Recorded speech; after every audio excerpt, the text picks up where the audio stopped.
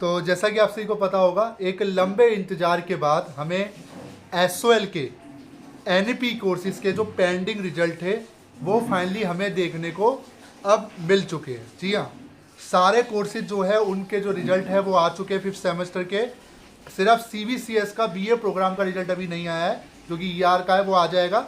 But NEP courses के जितने भी रिजल्ट है 2022 बैच वाले जो स्टूडेंट हैं उन सभी के 5th सेमेस्टर के जो रिजल्ट है फाइनली डिक्लेयर हो चुके हैं।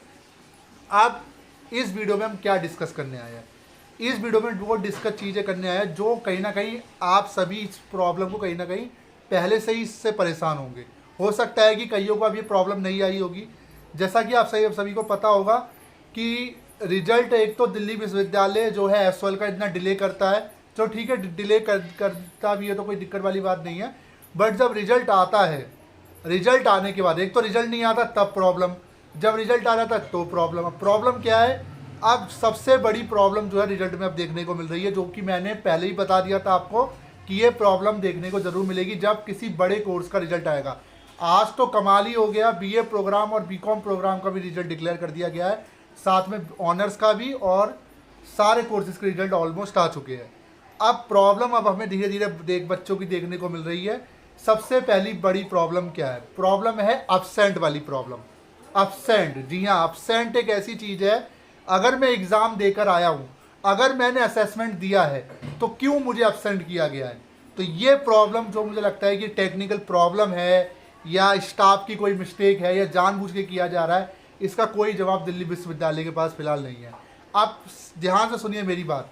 अगर ऐसे स्टूडेंट जिन्होंने स्किल एनहांसमेंट के अंदर वो सब्जेक्ट लिया था जिनका थ्योरी एग्ज़ाम नहीं हुआ था, सिर्फ असेसमेंट हुआ था, और उसमें अगर आपकी अब्सेंट आ रखी है, तो बिल्कुल भी पैनिक होने की आपको ज़रूरत नहीं है। क्यों? क्योंकि आपके पास प्रूफ रखा हुआ है, आपने वो एग्ज़ाम दिया था, आपका रिजल्ट आपके पास है, क्योंकि इंटरनल असेसमेंट के जो रिजल्ट है, आपने जो एग्ज़ाम दिया था वो आपके पास ऑलरेडी है, आपके प्रूफ है कि आपने जब असेसमेंट वाले पोर्टल पर रिजल्ट दिया था तो आपको पता था कि आपने एग्ज़ाम जो है असेसमेंट का दिया है, तो आपके पास वो एविडेंस होगा, जो कि मैंने पहले ही बताया था कि वो एविडेंस आपको संभाल के रखना है। तो वो कोर्सेज जिनके थ्योरी एग्ज़ाम नहीं हो रहे, उन्हीं कोर्सेज में जो है, उन्हीं सैक के वो सब्जेक्ट जिनका थ्योरी एग्ज़ाम नहीं हो से असेसमेंट होने थे, उन्हीं में अब्सेंट लगाई गई है। बताइए, आप बताइए। जबकि उनके जो मार्क्स हैं वो शो नहीं हो रहे थे। क्यों? क्योंकि एक नियम था कि रिजल्ट के बाद ही हम शो करेंगे।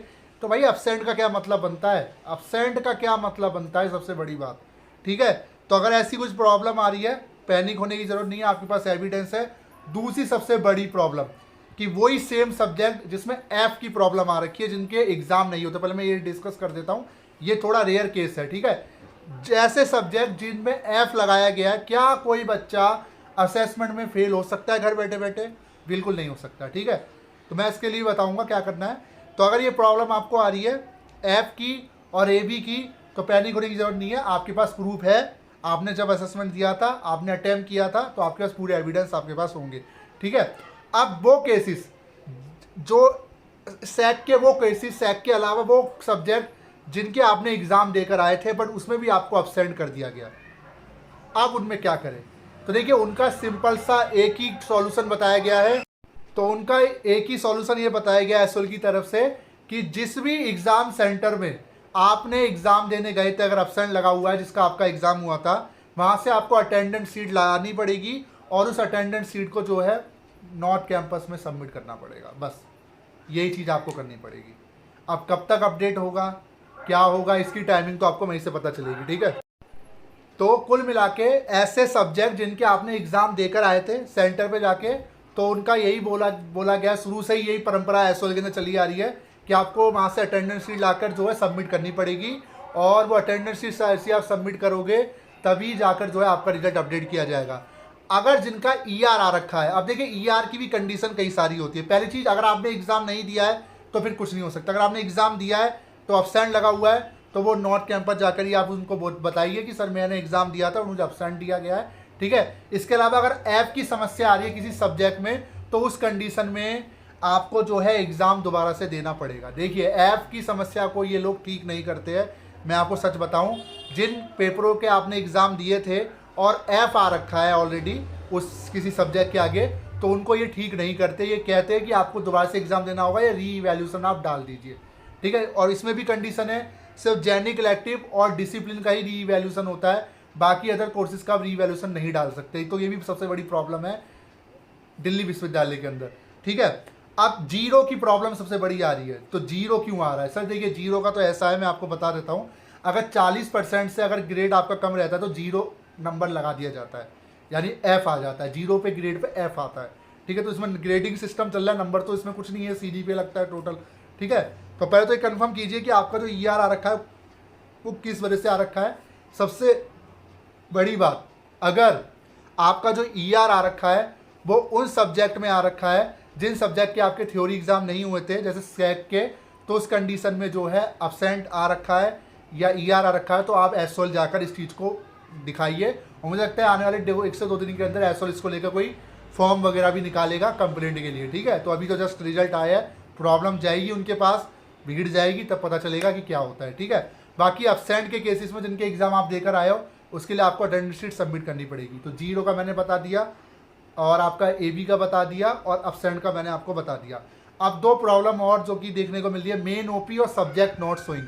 काफ़ी बच्चे करेंगे सर मेन ओपी शो कर रहा है कोड के आगे, तो कोई डरने वाली बात नहीं है, टेक्निकल ग्लिच है।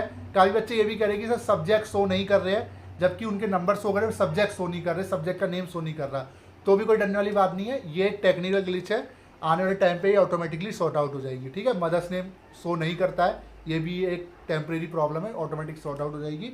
बाकी अब्सेंट, ईआर, जीरो, एबी, इनके लिए मैंने आपको बता दिया है। अगर उन सब्जेक्ट में अगर आपकी एबी लगी हुई है जिनके आपके असेसमेंट हुए थे, सिर्फ थ्योरी नहीं हुआ था, तो देखिए आपके पास पूरा प्रूफ है, आप जाके दिखाइए उनको। अगर एफ आ गया है, फेल किया गया है, तो एफ की कंडीशन में जो है आपको जो है दोबारा से एग्ज़ाम देना पड़ सकता है। बट वही चीज़ आप एक बार नॉट कैंप पर जाकर चीज़ को वहाँ पे बोल सकते हो कि सर मैं एग्ज़ाम देकर आया था, एग्ज़ाम देने के बावजूद भी मुझे अब्सेंट किया गया, ठीक है। और उस कंडीशन में हो सकता है आपको ये बोला जाए कि आपने जहाँ एग्ज़ाम दिया था वहाँ से अटेंडेंस शीट लेकर आ पाओ। अब देखिए हम रिजल्ट का अब तक बात कर रहे थे और अब देखिए प्रॉब्लम्स की अब हम डिस्कस कर रहे हैं, और मुझे लगता है कि ये प्रॉब्लम अब बढ़ती जाएगी जैसे जब बच्चे रिजल्ट देखेंगे, खासकर बीए प्रोग्राम के साथ, ठीक है। और बाकी इसके अलावा और क्या क्या प्रॉब्लम्स आपको आ रही है कमेंट बॉक्स में कमेंट करना। और बाकी यही रिक्वेस्ट करूँगा कि आज शाम तक थोड़ा वेट कर लो, हो सकता है शाम तक फॉर्म वॉर्म निकाल दिया जाए कंप्लेंट का, वरना एक बार एसओएल जो है विजिट आप कर लेना नॉर्थ कैंपस जाके, इस चीज़ में जो है वहीं से ही आपको इन्फॉर्मेशन पूरी दी जाएगी, वहीं से इसका सॉल्यूशन आपको दिया जाएगा। घर बैठे कुछ नहीं होने वाला, ये मैंने आपको बता दिया, ठीक है। और वीडियो कैसी लगी ज़रूर बताइएगा। Thank you so much.